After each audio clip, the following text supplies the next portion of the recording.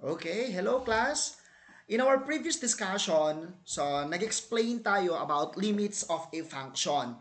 Wherein, in our examples, okay, yung mga sinolve natin, yung function natin, it approaches a certain value. Di ba yung examples natin na limit of, for example, yung x squared natin as x approaches, meron tayong constant value, 2, 3, 4, 5, and so on and so forth. Okay? Dito naman class, sabi dito is, we examine the behavior of a function that approaches a constant value L as the independent variable x increases without bound.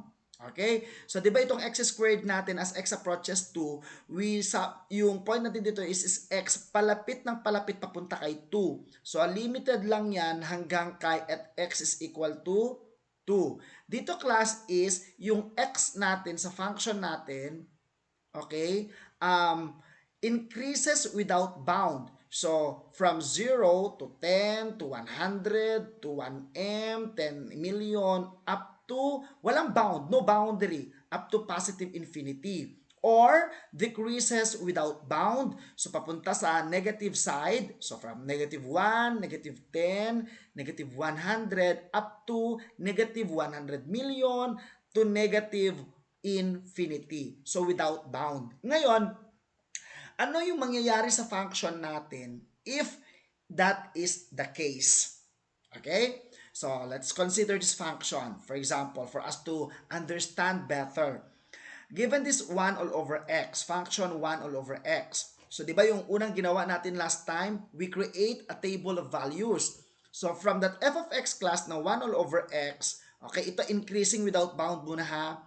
Mag-substitute tayo ng values up to positive infinity. So here, ang sinubstitute natin is 10, 100, 1,000, up to 10 million. Nag-assume tayo ng value pataas. Okay? I-substitute mo yung x class, 1 divided by 10 is 0.10. 1 divided by 100 is 0.1. Pataas ng pataas class towards positive infinity. Okay? Towards positive infinity. Anong manonotice mo? Okay? Ang value ng ating function approaches 0. Tama ba? It approaches 0. Now, paano pagpababa naman? Decreases without bound. So, ibig sabihin yung value ni x natin, mag-assume tayo from negative value to yung negative 10. Ganito, negative 10, negative 100, 1,000, negative 10 million. Ano naman yung mangyayari, class? So, still class, same function that is 1 all over x. Okay, substitute mo 1 divided by negative 10, negative 0.10. Kumbaga, negative equivalent lang nung ano natin yung sa increasing without bound natin.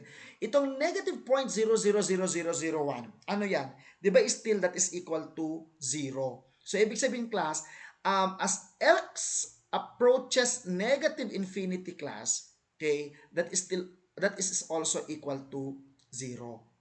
Nakuha? So, this is the graph. Okay? So, yung positive infinity natin kanina, at x is equal to 1, okay? So, makikita natin dito, class, na ito yung magiging graph niya. Okay? As we go through at x is equal to 0, yung boundary natin, di ba? At x is equal to 1, 1 divided by 1 is nasa 1 siya. At 2 naman, na kay x is equal to 0.5. At 3 dito, palapit ng palapit, palapit ng palapit class, yung value ng y-axis natin, okay, kung makikita mo dyan, parang palapit, that is equal to 0. As well as sa ating negative infinity, okay, habang nagsasubstitute tayo class, papunta siya ng papunta, palapit siya ng palapit kay 0. So, if you're going to rewrite it, ito yung makukuha natin. The limit of a function 1 all over x as x approaches positive infinity, that is equal to 0. And the limit of 1 all over x as x approaches negative infinity is still equal to 0. And we have a theorem for that. States here, okay, you have to remind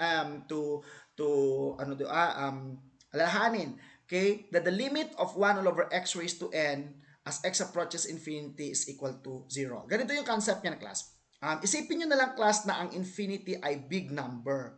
Okay? Countless number. Big and countless number.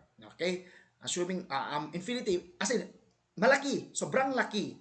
Okay? Mag-divide ka ngayon, 1 divided by infinity.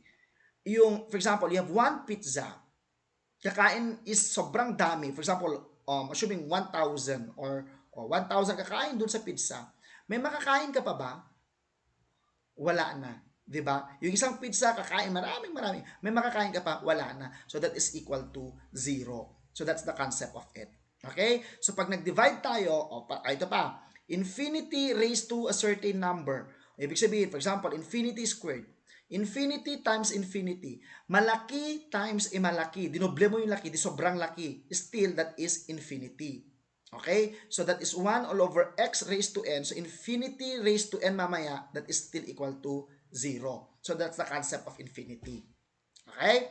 So let's try these examples. Given 1 all over x squared. So, ang lalagay natin dyan class, direct substitution, that is 1 all over infinity squared. So sabi natin kanina, 1 divided by infinity times infinity, so that is a big number. So that is equal 1 over infinity. So 1 divided by infinity, that is equal to 0. So here class, that is equal to 0.